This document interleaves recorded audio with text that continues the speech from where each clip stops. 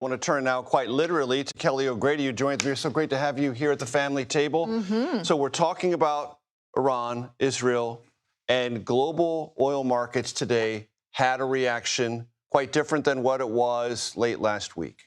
Yeah, I mean, over the past week, oil has soared. We were roughly in the mid 60s per barrel, and now we're above 75. I mean, that's a big jump. We're nowhere near where we were summer of 2022, right? That was above $100 a barrel. So, I mean, I just want to level set there. Correct. When Russia invaded Ukraine. But this is really important. I mean, think about it. We're going into the summer months. Gas prices, that can move very, very quickly, but that also flows through to pretty much everything.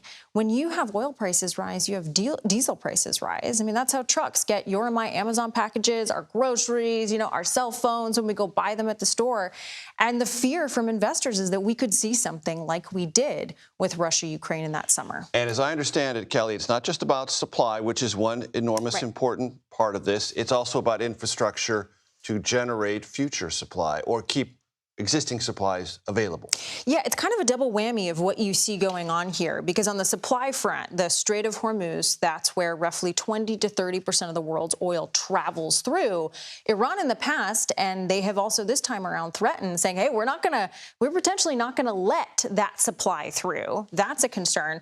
But then on the demand side, you do see targets being hit. When a bomb goes off and you're not able to produce some of that supply, I mean, that's a problem when infrastructure gets hit. So there's sort of a double concern here when it comes to oil prices. Kelly, you're here in Washington again. I'm so glad to have you here.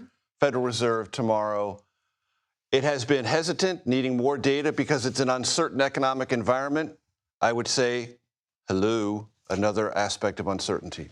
Yeah, I mean, even going into this, before last week, we knew that this was going to be a pause on interest rates. That's what markets are pricing in right now. And the reason— Meaning no change. Meaning no change, that interest rates are going to be held steady. And the reason is you don't know, Chair Powell doesn't feel comfortable with where tariff policy is going to influence inflation over the next few months, doesn't want to do anything that would spur demand. But now that you have these oil prices and just this concern about where inflation could go even more so, it's definitely going to be a wait and see. But this is not about the rate decision tomorrow. This is about the press conference and what we're going to be asking him about what his reaction to the president's comments, right? And how you sift all the things that Fed Chair Powell has to say. Exactly. Kelly O'Grady, you'll be back here tomorrow, I hope? Oh, I will be. Great. Thank you so much.